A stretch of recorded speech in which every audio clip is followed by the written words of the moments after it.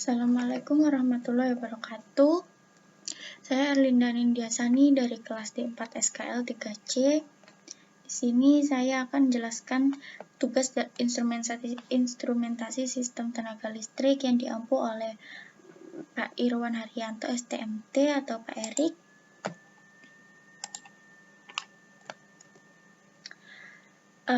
Di sini saya akan menjelaskan apa sih power grid system itu. Power grid system itu adalah tempat unit pembangkit listrik yang mentransmisikan dari pembangkit dari tegangan tinggi 160 kV, kemudian dikirim ke gardu induk, kemudian dikirim lagi ke gardu distribusi yang 20 kV tegangan menengah, kemudian dari gardu distribusi ini dibagikan kembali ke konsumen tegangan rendah 220 voltage. Dari gardu induk ini biasanya dibagikannya itu tergantung golongan konsumennya. Misalnya kalau Voltek menggunakan tegangan menengah 20 kV. Kalau misalnya rumah-rumah itu biasanya memakai yang tegangan rendah 220 voltage. Kemudian di situ ada control center. Control center itu sendiri sebenarnya dia gunanya kayak main station gitu. Main station tuh kayak kayak intinya dari, jadi dia monitoring beberapa gardu induk seperti itu. Kemudian di sini ada flowchart-nya.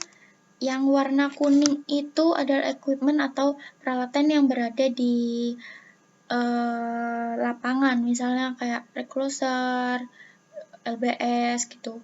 Kemudian equipment ini dimonitoring, dimetering oleh RTU. Lah, dari RTU ini ada beberapa jenis, ada spam B controller, spam acquisition, MVA protective relay spam.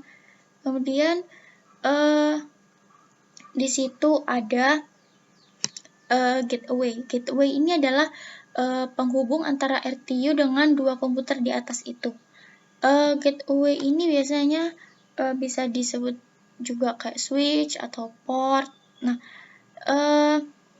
kemudian yang komputer itu, yang di atas itu adalah server untuk memonitoring kerjanya RTU dan peralatan yang ada di bawahnya itu tadi. Di komputer itu memunculkan HMI sehingga memudahkan manusia untuk membaca data-datanya.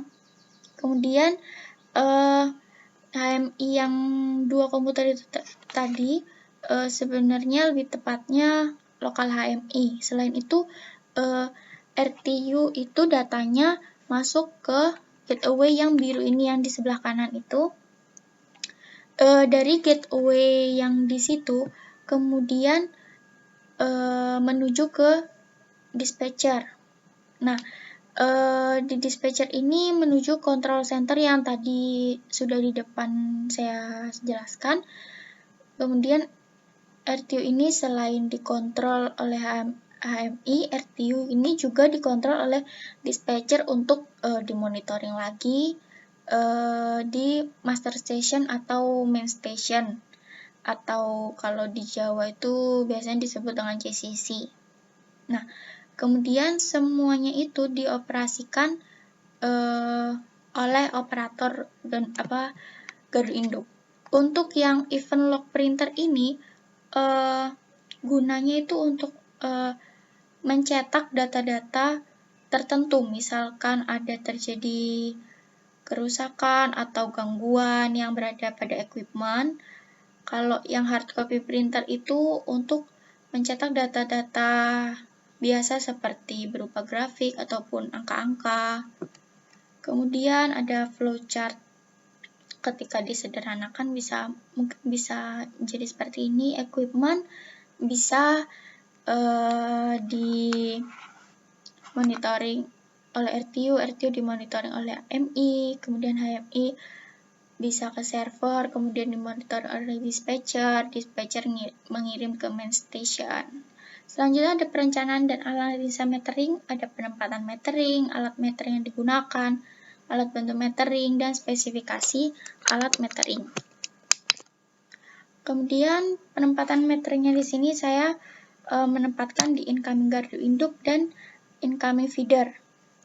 Di incoming gardu induk ini untuk mengetahui berapa sih tegangan yang masuk dari sisi transmisi ke gardu induk, kemudian kalau incoming feedernya untuk mengetahui berapa aja sih beban-beban yang dibutuhkan oleh konsumen gitu.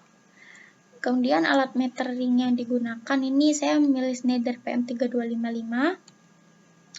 Alat bantu meteringnya di sini saya menggunakan CT dan low voltage current transformer. CT dan LVCT ini digunakan sesuai kondisi equipment di lapangan. Untuk spesifikasinya itu di sini bisa mengukur arus, tegangan, kemudian untuk frekuensi juga bisa. Di sini dia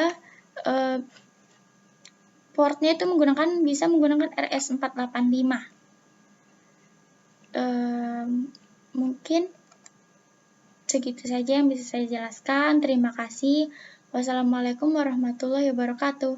Stay safe, stay healthy, stay at home. Bye. Thank you.